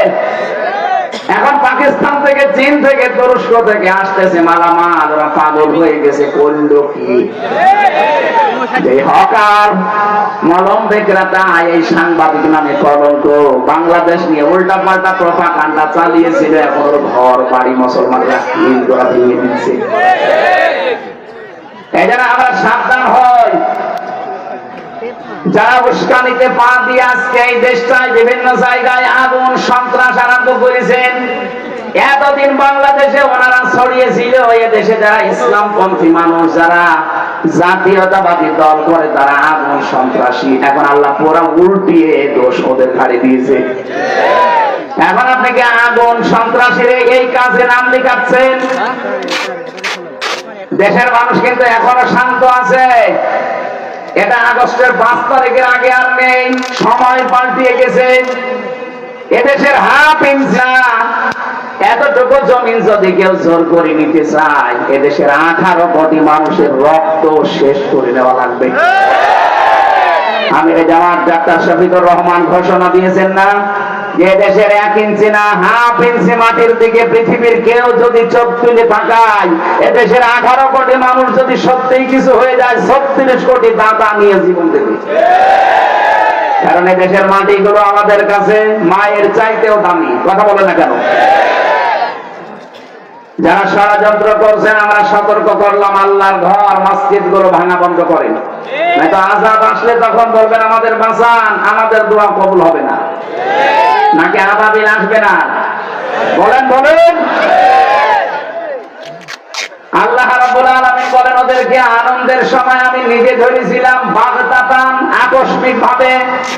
দুপুরের খাবার খাবে সে সময় আমি দেইনি, 5 মিনিট একটা বক্তব্য দেবে সে সময়ও দেইনি। আপনি কেন আমার নাম বলবেন যে আমরা করেছি? না, এটা আল্লাহ নিজে করেছে। যারা আরবি গ্রামার বসে আখাযনাহুম, আমি আল্লাহ নিজে ধরেছি। ফাইদাহুম মুবলিসুন, তারা হতাশ হয়ে গেল, নিরাশ হয়ে পড়েছে। আমার দেশ পত্রিকা রিপোর্ট দিয়েছে, যাবার সময় কারো সাথে একটা কথা আল্লাহর ওলি বলেনি। খালি পাইলটকে জিজ্ঞাসা করেছে 14টা সুটকেস উঠেছে, বলে হ্যাঁ ম্যাডাম চলো। আপনি একটু খাওয়া কাকুকেও বলে দিতে পারলেন না যে খাওয়া আমি চলে যাচ্ছি। আর ভাই আমারও তো বলতে পারতেন যে 3 বছর তোমার বিনা কারণে জেল খাটালাম, হামজা চলে গেলাম, দোয়া করুন, তাও বললেন না। কুষ্টিয়াবাসী, আমি যেটা বলার জন্য পর্যন্ত এসেছিলাম, যে মানুষগুলো মনে করেন যে কোরআনের রাজ কায়েম করা এটা দুনিয়ার রাজনীতি, আপনার ঈমান নেই। আপনি যাই মনে করেন নামাজ পড়তে পারেন, রোজা রাখতে পারেন, আপনার চাইতে নামাজ পড়তো বেশি আব্দুল্লাহ ইবনে উবাই, আপনার চাইতে বেশি রোজা রেখেছে আব্দুল্লাহ ইবনে উবাই। আপনার দাড়ি আর 6 হাত, তার দাড়ি আপনার চাইতে বড় ছিল। এই সহজ কথাগুলো না বুঝে উল্টা দিকে নিয়ে যান কোন কারণে? আপনাকে সূরা হুদের 98 নম্বর আয়াত বাদ দিতে পারবেন? একটা বলেন না কেন? বাদ দিতে না পারলে আপনাকে মেনে নেওয়া লাগবে। কি নিজেও পড়াশোনা করবেন না, হামজা বলবে আপনি মানবেনও না, আপনি হয়েছে সেই দিন চলে গেছে, আপনাকে বাধ্য করা হবে মানাতে। কথা বলেন না কেন? যেই নেতা জাহান্নামে যাবে, ওই নেতার যত কর্মী অনুসারী সব তার সাথে জাহান্নামে যাবে। আপনি আলেমদের জিজ্ঞাসা করেন, আমি বানিয়ে বললাম কিনা? ইয়াকদুমু কওমাহু ইয়াওমাল কিয়ামাতি ফাআওরাদাহুমুন নার। ফেরাউন জাহান্নামে গেছে, ওর যত অনুসারী সব তার সাথে জাহান্নামে। এটাকে শুধু ফেরাউন পর্যন্ত শেষ? তাহলে আয়াত কোরআনে থাকবে এতদিন, কিয়ামত পর্যন্ত থাকবে। কিয়ামত পর্যন্ত এর বিধান থাকবে না। সুতরাং যে দলের নেতা জাহান্নামী, তার যত অনুসারী সব জাহান্নামী। বাংলাদেশে এবার আপনি নিজের কপালে নিজে মিলা। আমার উপরে রাগ না করে আল্লাহকে বলেন যে আয়াত কেটে বাদ দিতে। আল্লাহ আমাদেরকে সহিহ বোঝ দান করেন। এত সহজ বলার পরও মানুষ উল্টা বোঝে না। নিয়ে আসলাম তাফসীর করার জন্য, পরে রাজনীতি। এটা রাজনীতি কে বলিস আপনাকে? এটা যদি রাজনীতি হয় তাহলে নামাজ পড়া রাজনীতি। নামাজ আপনাকে আজকে থেকে বাদ দেওয়া লাগবে। কিসের নামাজ পড়েন আপনি? এই আয়াত দিয়ে নামাজ পড়েন না? এই আয়াত দিয়ে নামাজ পড়লে যদি নামাজ রাজনীতি না হয়, এই আয়াতে তাফসীর মাহফিলে বললে রাজনীতি হবে। কোন পাগলে আপনাকে শিখিয়েছে বলেন? নাকি আপনি ওই পাগলের মতো খালি ফোন ছেড়ে বাগান থেকে? বাগানের মালিকের ছেলে বলছে, চাচা আপনার এই ছেলে শুধু বাগান থেকে ফোন ছেড়ে নিষেধ করতে পারেন না? যে নিষেধ করে ঘর বলবে ওর মাথা একটু খারাপ। চাচা ওর মাথা খারাপ, আমার বাগানের পাশে তো আপনাদের বাগান, ও বাগানের ফোন তো ছেড়ে না, ওর মাথা খারাপ। তো অত খারাপ না। আপনি কি এইরকম পাগল নাকি? পাগলামি বাদ দিন। আপনি কিন্তু সব জানেন আমি কি বলতে চাচ্ছি। এরপরে যদি কেউ না বোঝার ভান করে থাকেন, আমার মনে হয় আপনি নিজের কপালে নিজে আগুন লাগাচ্ছেন।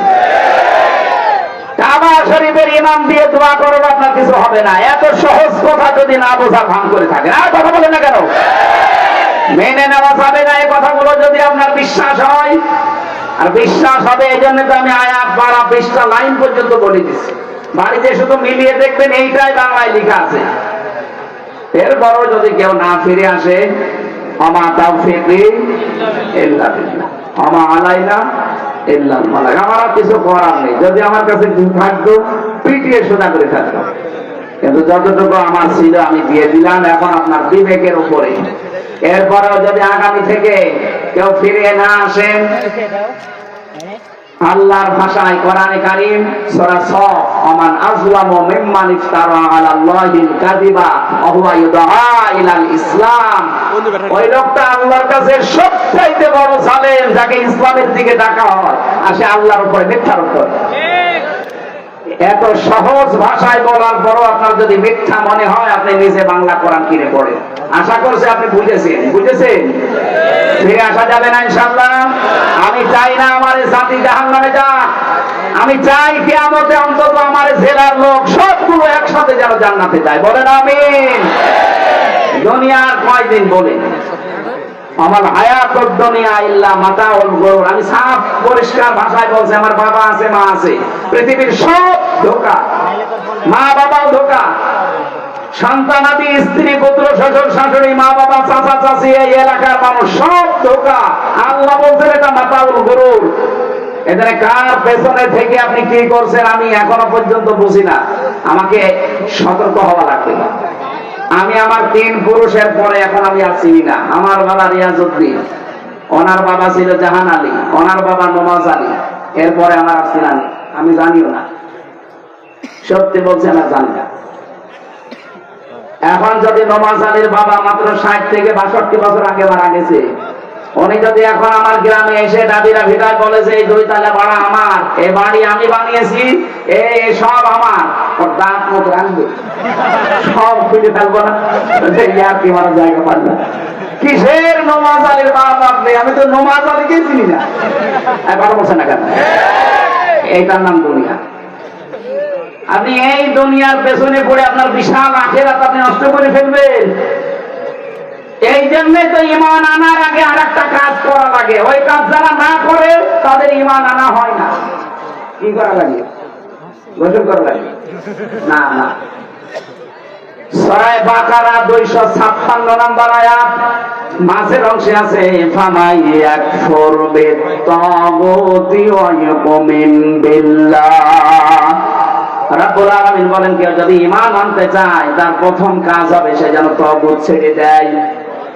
তাগুত ছেড়ে দেওয়ার পরে যদি সত্যি ঈমান আনতে পারে লাম ফিসামা লাহা, কখনো সে ওটা ছেড়ে যাবে না।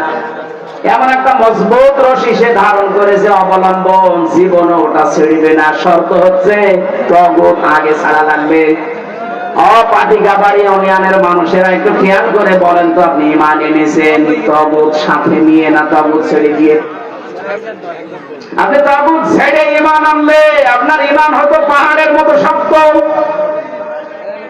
তাগুত ছেড়ে বাংলাদেশে যারা ঈমান এনেছে 15.5 বছর তাদের উপর স্টিম রোলার চলছে, এরপর পড়াতে পারেনি। ডাক্তার শফিকুল ইসলাম মাসুদ 57 দিন একাধারে রিমান্ডে ছিল, তাগুত ছেড়ে দিয়ে ঈমান এনেছে, এজন্য এক চুলও টলাতে পারেনি। আপনি পারবেন না, কারণ আপনি তো তাগুত ছাড়েননি, ঈমান আনতে দাবি করেন। বাইতুল মুকাররমের ইমাম পর্যন্ত তাগুত ছেড়ে না দিয়ে ঈমান এনেছিল, এজন্য ঈমান রাখতে পারে নাই। জালেমাকে সে নাম দিয়েছে কওমি জননী। আপনি কোন বিবেকে দিলেন? আপনি নিজেও জানতেন সে একটা জালেম, প্রকাশ্যে জুলুম করে। আয়না ঘর যে বানাতে পারে, আমি তো নিজে 10 দিন ছিলাম, আমি দেখেছি। তাও আমি মিনিটাই ছিলাম, বেগটাই না। মিনিটাই যে শাস্তি ওরা দেয়, বেগটাই যে কি করেছে শুধু শুনেছি। মুফতি ফখরুল ভাই ছিল কওমি মাদ্রাসার একজন আমার সাথে, দেখতাম ওই কন্ডেম সেলের ভেতরে আমাদের 2 জনকে শেষের দিকে এক জায়গায় দিয়েছিল, হাত পা ছেড়ে দিয়ে 60 হয়ে পড়ে আছে। কি ভাই এভাবে থাকেন কেন? আমারে বলছে হামজা ভাই আপনাকে কোন জায়গায় রেখেছিল আমি জানি না, আমার রেখেছিল বিগটাই বড়টাই। আমার পায়ের ভেতর দিয়ে আঙ্গুল চালিয়ে দিত, এই পায়ের ভেতরে সামনে যে লোহার ব্যারিকেড দেওয়া আছে ওর সাথে দিয়ে তালা লাগিয়ে দিত। এটা শুয়ে থাকা, এটা যে কত বড় নিয়ামত আল্লাহর, আমি এখন টের পাই। এজন্য সময় পেলে আমি 7 হয়ে শুয়ে পড়ি।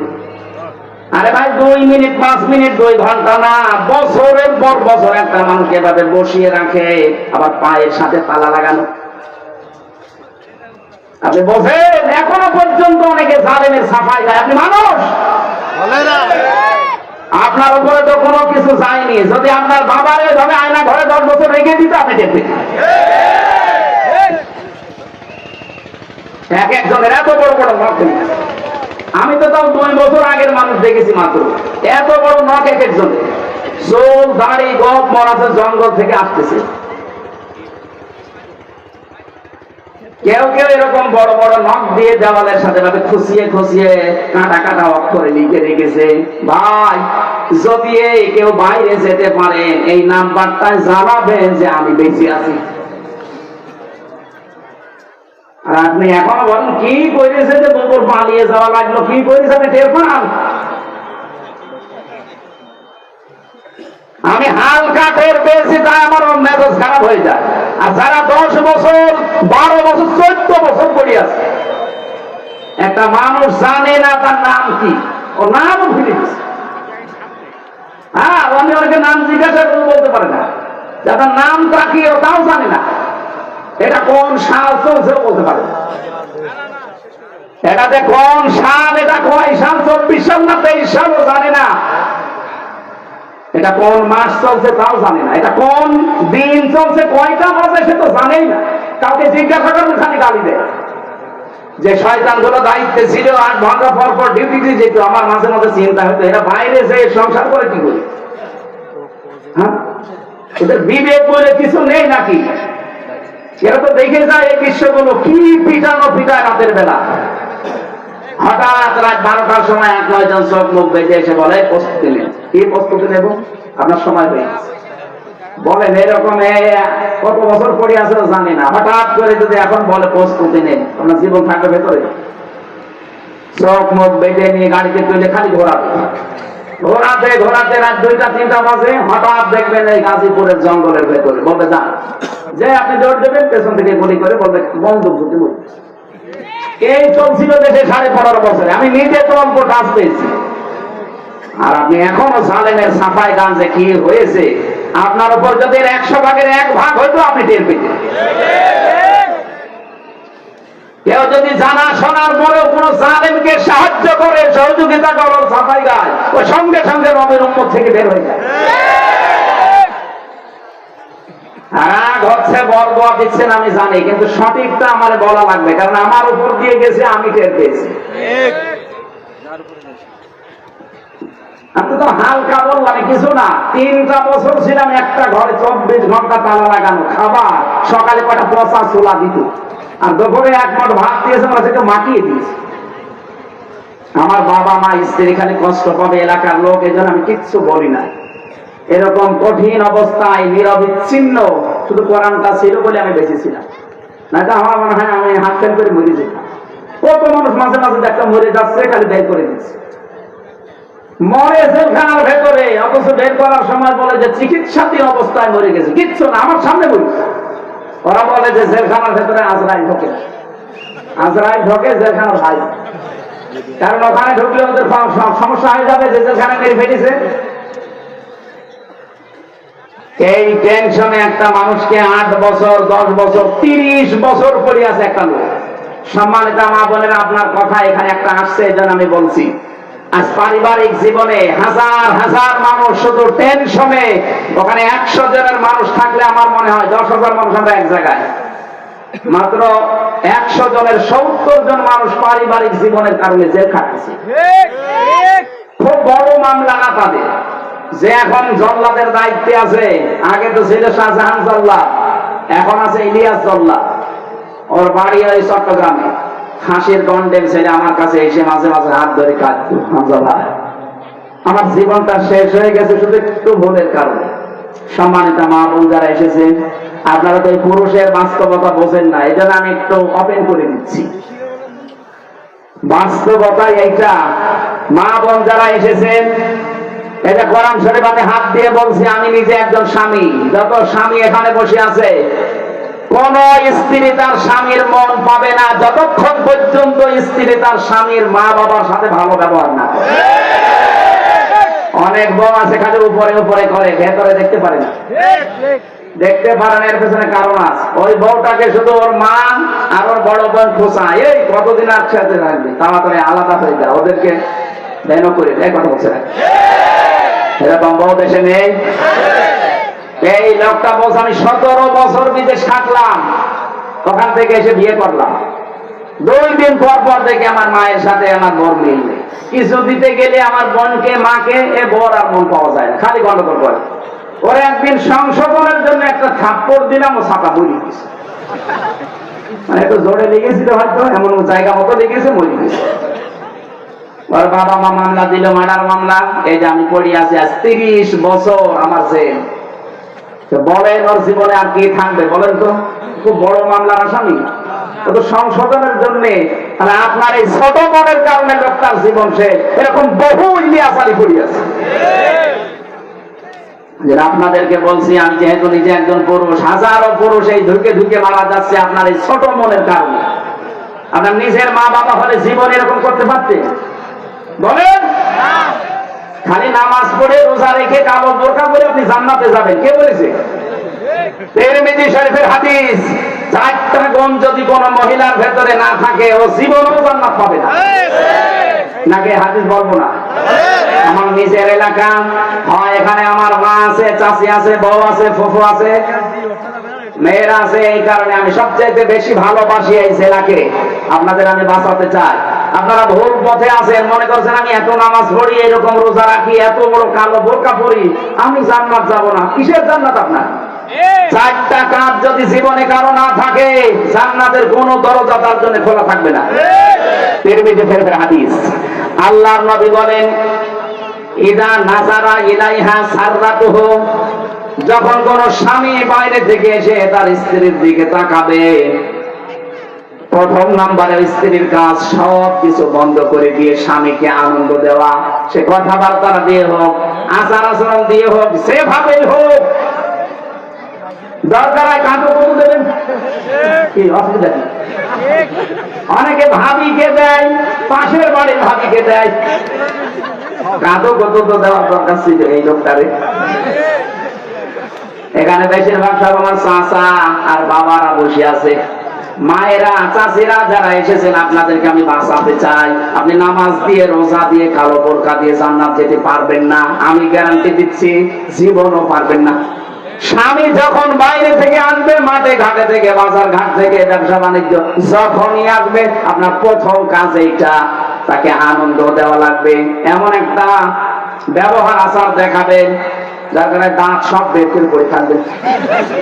হ্যাঁ, যে কয়টা দাঁত আপনার স্বামী দেখবে, ওই কয়টা নফল হজে সওয়াব হবে।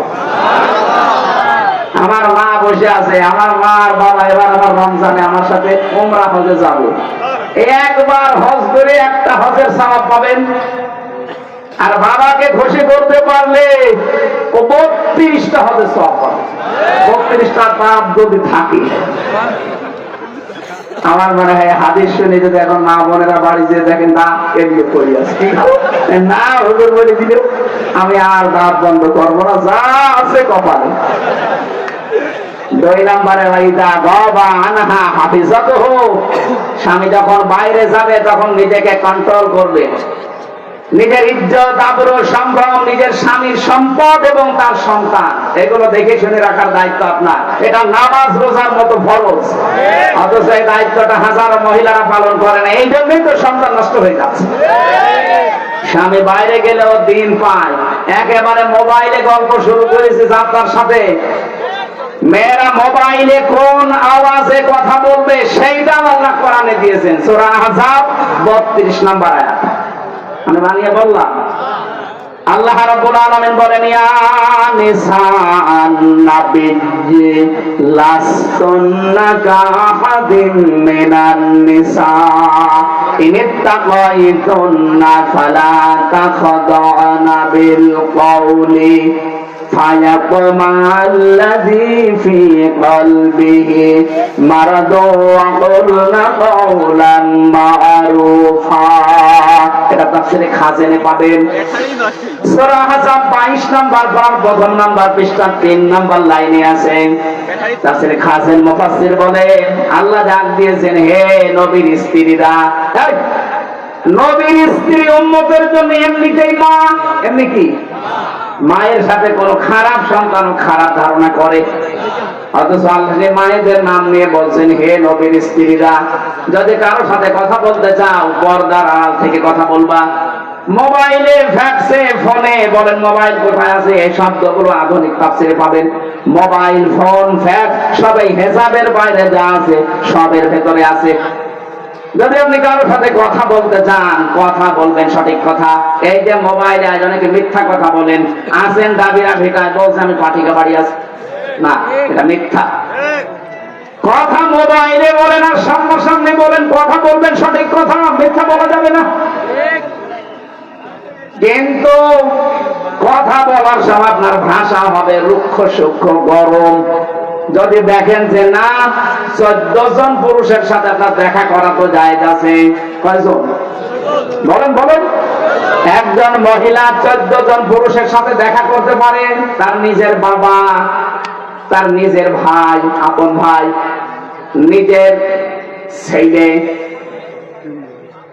অথবা ভাইয়ের ছেলে, আপন ভাইয়ের ছেলে, আপন বোনের ছেলে, অথবা নিজের মেয়ের জামাই, এটা কি বলে? জামাই বলে আমাদের এলাকায়। এরকম 14 জন পুরুষ মানুষ আছে, আপনি তাদের সাথে দেখা করতে পারবেন, কথা বলতে পারবেন। এছাড়া যদি কাবার ইমাম সাহেব আপনাকে ফোন দেয়, যদি আননোন নাম্বার মনে হয়, সালাম দেবেন, কথা জিজ্ঞাসা করবেন, আর ভাষা করবেন রুক্ষ সূক্ষ্ম। ও যেন চিন্তা করে আল্লাহ মহিলা না আজরাইল, এমনি লাইন কেটে দেবে। আর যদি আপনি সাবনুরের মতো কণ্ঠ দিয়ে কথা বলেন, ওর মনের ভেতরে যদি গোড় থাকে, যদি রোগ থাকে, ও চিন্তা করবে দেখি লাইন লাগাই। এটা কুষ্টিয়ায় আজ কয়েকদিনের ভেতরে পরকীয়া প্রেম করে অধিকাংশ গুলো স্বামীর দাবি নিয়ে বাড়িতে এসে বসে আছে। এই যে স্বামী সাহেব খালি ভিডিও করেছি, কে কোথায় বেরিয়ে যাচ্ছে, এসে স্বামীর দাবি নিয়ে আসে, উনি ভিডিও করে করে ছেড়ে যায়। উনি সতর্ক জন্য ছাড়ে যেন এই পথে কেউ পা দিয়ে প্রতারিত না হয়। আশা করছি সামনে এরকম ঝামেলায় পড়েন না।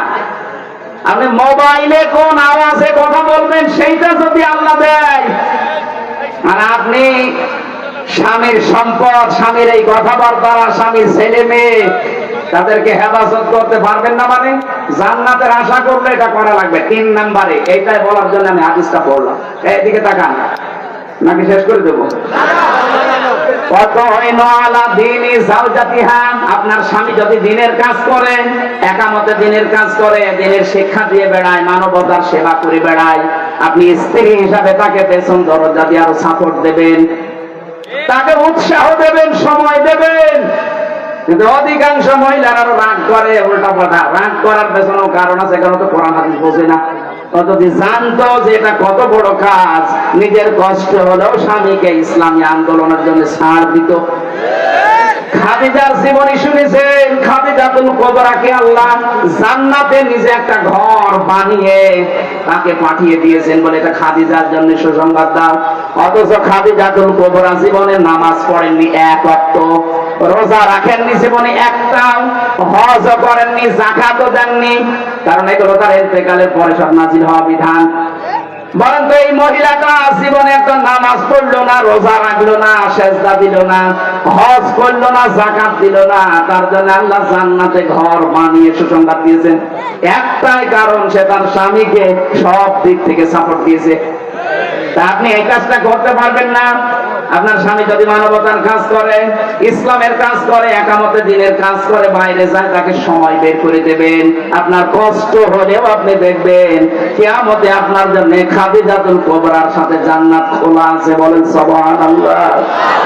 4 নম্বরে স্বামী যেটা আদেশ করবে ওটা যদি জায়েজ হয়, জীবন থাকতে আপনাকে মানা লাগবে না। না জায়েজ কোনো কথা মানা যাবে না। স্বামী যদি বলে দেখি একটু টিভিটা দাও তো, নাটক দেখি, মানা যাবে না। এখানে জায়েজ হুকুম যেটা, আমি নিজের স্বামী, প্রত্যেকটা স্বামীর থেকে আমি অর্ডার নিয়ে বলছি, আমরা প্রত্যেকে চাই বিয়ের পরে আমার মা বাবা আমার সাথে থাকবে। এই কথা বলেন না কেন? 100টা পরিবারের 98টা বউ এটা এখন চাই না। কার কার বউ এটা চাই না হাত তোলেন তো। একজন কে? আপনি কে? না না, আপনার এই কথা বলা ঠিক হয়। সম্মানিত মা বোনের, আলহামদুলিল্লাহ আমার এই জেলার মেয়েরা ভালো আছে। এই একটা লোকের বয়স উল্টো পাল্টা আছে, আমি দোয়া করি। বাকি তো সব ঠিক আছে, বাকি আমরা জান্নাতে আছি আলহামদুলিল্লাহ। মেয়েরা যে 4টা কথা বললাম, এই 4টা পঙ্খানো মানা লাগবে। খাদিজা যদি এক ওয়াক্ত নামাজ না পড়ে, রোজা না রেখে, শুধু স্বামীর পেছনে সময় দিয়ে সব স্বামীকে উজাড় করে দিয়েছিল, একটা কারণে আল্লাহ জান্নাত বানিয়েছে, তার জন্য জান্নাতের সুসংবাদ দুনিয়ায় জিবরাইলকে দিয়ে পাঠিয়ে দিয়েছে। জোরে বলেন আল্লাহু আকবার। আমার কুষ্টিয়ার মেয়েদেরকে আল্লাহ যেন খাদিজাতুল কুবরার অনুসারী হওয়া তৌফিক দান। বলেন আমিন। আমরা কোরআনে কারিমের সূরা নিসার 58 নম্বর আয়াতটা পড়েছিলাম, আমানত সংক্রান্ত একটা বিষয়। আল্লাহ আদেশ দিচ্ছেন, ইন্নাল্লাহা ইয়া'মুরুকুম আন তু'আদ্দুল আমানাতি ইলা আহলিহা অবশ্যই আমি আল্লাহ তোমাদেরকে আদেশ দিলাম, যাবতীয় আমানত, গচ্ছিত আমানত তার প্রাপকের কাছে পৌঁছিয়ে দাও। গচ্ছিত আমানত মানে এটা ইলা আহালিহা, তার আহালের কাছে, তার প্রাপকের কাছে। আহাল মানে পরিবার। আমরা মনে করি আহাল মানে মা, বাবা, স্ত্রী, সন্তান। না, এটা যে আসলে পাওয়ার যোগ্য সেই আমানতটা আপনি তাকে পৌঁছিয়ে দেবেন। এই আমানত বহু বচনের ভেতরে ভয়ঙ্কর ট লেখা আছে তাফসিরে মারিফুল কোরআন। সুতরাং এটাও যদি কাউকে দেওয়া লাগে, যোগ্যতা সম্পন্ন মানুষকে দেওয়া লাগবে। এটা রাজনীতি মনে করলে আয়াত কোরআন থেকে কেটে বাদ দিয়ে দিন। কি কথা বলছেন না কেন? এটা কি রাজনীতি? আপনি কপালে আগুন লাগাচ্ছেন। এটা বলছেননি এই কারণেই তো 42,000 কোটি টাকা প্রতি বছরে পাচার হতো এই দেশে। এটা যতদিন না বুঝবেন আরো বেশি পাচার হবে। এই জন্য যোগ্যতা সম্পন্ন লোককে আপনার এই আমানত আপনি পৌঁছিয়ে দেবেন। এটা মনে করবেন নামাজের মতো একটা ইবাদত। সুবহানাল্লাহ বলতে পারেন নাই? ওয়াইদা হাকামতুম বাইনান নাস আন তাহকুমু বিল আদলি, যখন বিচার করবেন, ফয়সালা করবেন, পরিবার থেকে শুরু করে একেবারে আন্তর্জাতিক জীবন পর্যন্ত তখন ন্যায় বিচার করবেন। কিয়ামতের ওই কঠিন ময়দানে কোন নামাজিকে, কোন রোজাদারকে, কোন দানকারীকে, কোন পর্দাওয়ালিকে আল্লাহ আরশের ছায়ায় স্থান দেবেন, দেয়নি। প্রথম নাম্বারে তাদেরকে স্থান দেবেন দুনিয়াতে যারা ন্যায় বিচার করত। আল্লাহ এরকম বিচার ব্যবস্থা আমাদের চোখের সামনে যেন এদেশে কায়েম করে দেন। বলেন আমিন। ইন্নাল্লাহা নি'মা ইয়াইযুকুম বিহি, কত সুন্দর ওয়াজ তোমাদের জন্য আল্লাহ করলেন। কে বলছেন বলেন তো? আল্লাহর ওয়াজ যদি কারো ভালো না লাগে, তার কপাল ভালো না মন্দ? ইন্নাল্লাহা কানা সামিআন বাসীরা, অবশ্যই আমি আল্লাহ সব কিছু শুনছি এবং দেখতে পাচ্ছি। যেহেতু আমরা তার সব আয়ত্তে আছি, আমার আল্লাহ পেছনেও যেমন দেখেন, সামনেও তেমন দেখেন, উপরেও যেমন দেখেন, নিচেও তেমন দেখেন। এই বিশ্বাস নিয়ে আজকে আমরা বাড়ি যাচ্ছি। যা বললাম আল্লাহ প্রত্যেকটা কথা আমল করার তৌফিক দিন। সভাপতি সাহেবের কিছু গুরুত্বপূর্ণ কথা আছে 2-1 মিনিটে। আমার লিখিত বই আমি জেলখানায় বসে লিখেছিলাম কষ্ট করে, যাওয়ার সময় নিয়ে যান যদি থাকে কোনো জায়গায়। সম্মানিত সভাপতিকে কিছু বলার জন্য এরপর আমরা মোনাজাত